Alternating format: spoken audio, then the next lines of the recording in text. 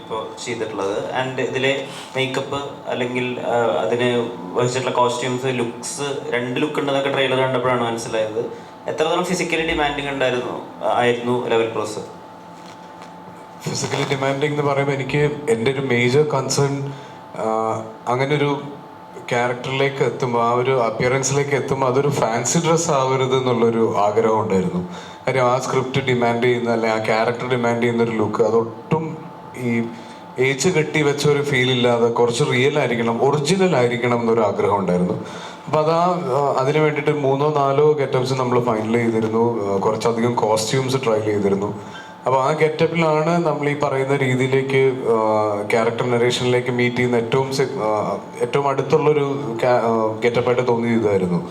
അപ്പം അതിനോട്, ആ ക്യാരക്ടറിനോട് ജസ്റ്റിഫൈ ചെയ്യുന്ന ഞങ്ങളെ കൊണ്ട് പോസിബിൾ ആയിട്ടുള്ളൊരു ഇത്. പിന്നെ ചാലഞ്ച് എന്ന് പറയുമ്പോൾ അതിൽ ഏറ്റവും വലിയ ചലഞ്ച് അത് തന്നെയായിരുന്നു. നമ്മൾ ഈ വേഷം കെട്ടുകയും പെർഫോം ചെയ്യുന്ന സമയത്ത് ക്യാരക്ടർ ലൂസ് ആവുകയും ചെയ്യുമ്പോഴാണ് അത് ഫാൻസി ഡ്രസ് ആവുക. അപ്പോൾ അത് ആവാതിരിക്കാൻ മാക്സിമം ട്രൈ ചെയ്തിട്ടുണ്ട്. അത് ഇനി പ്രേക്ഷകരാണ് പറയേണ്ടത്.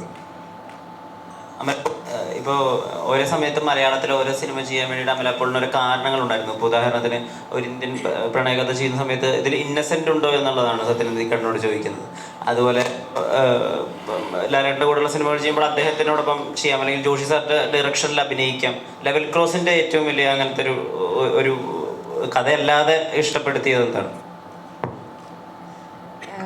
സത്യേട്ടനോട് ഞാൻ ഒരു ഇന്ത്യൻ പ്രണയകഥയിൽ ഇന്നസെൻ്റ് ഏട്ടൻ ഉണ്ടോ എന്ന് ചോദിക്കാൻ കാരണം എന്നാലേ ഞാൻ സിനിമ ചെയ്യുള്ളൂ എന്നുള്ളതല്ല.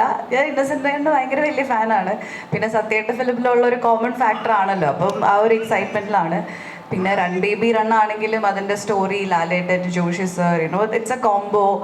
അതൊക്കെ ഒരു വലിയൊരു ബ്ലെസ്സിങ്സ് ആയിട്ടാണ് ഞാൻ കാണുന്നത്. ആക്ച്വലി ഞാൻ ചൂസ് ആൻഡ് പിക്ക് ചെയ്ത ഫിലിംസ് അല്ല, എന്നിലേക്ക് വന്ന ഫിലിംസ് ആണിത്. അതുപോലെ തന്നെ ഈ പ്രോജക്റ്റ് വന്നപ്പോഴും ഞാൻ പറഞ്ഞല്ലോ, ജിത്തു സാർ വിളിക്കുന്നു എന്നെ.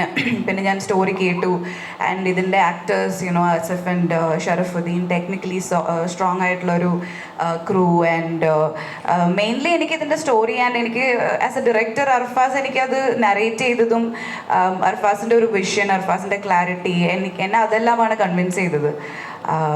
So overall it was a good project to be a part of എന്ന് തോന്നി. എനിക്കൊരു നല്ലൊരു ഇൻറ്റ്യൂഷൻ ഉണ്ടായിരുന്നു, ഒരു കൺവിക്ഷൻ ഉണ്ടായിരുന്നു, ഇത് എന്തായാലും വർക്കൗട്ട് ആവും. ബിക്കോസ് എല്ലാ ഡിപ്പാർട്ട്മെൻറ്റ്സിലും ഇത് അത്രയും തന്നെ ഈ പടം അർഫാസ് എങ്ങനെയാണോ കാണുന്നത് അതേ വിഷൻ തന്നെയുള്ള ആക്ടേഴ്സും ടെക്നീഷ്യൻസും തന്നെയാണ് ഇതിൻ്റെ കൂടെ ഉള്ളത്. സോ അത് നന്നായിട്ട് വരും എന്നുള്ളൊരു കോൺഫിഡൻസ് ഉണ്ടായിരുന്നു. സോ ജിത്തു സാർ, ഇപ്പോൾ എന്തൊക്കെ പറഞ്ഞാലും ഈ ആരാണിത് പ്രസന്റ് ചെയ്യുന്നത് എന്ന് പറയുമ്പോൾ നമുക്കൊരു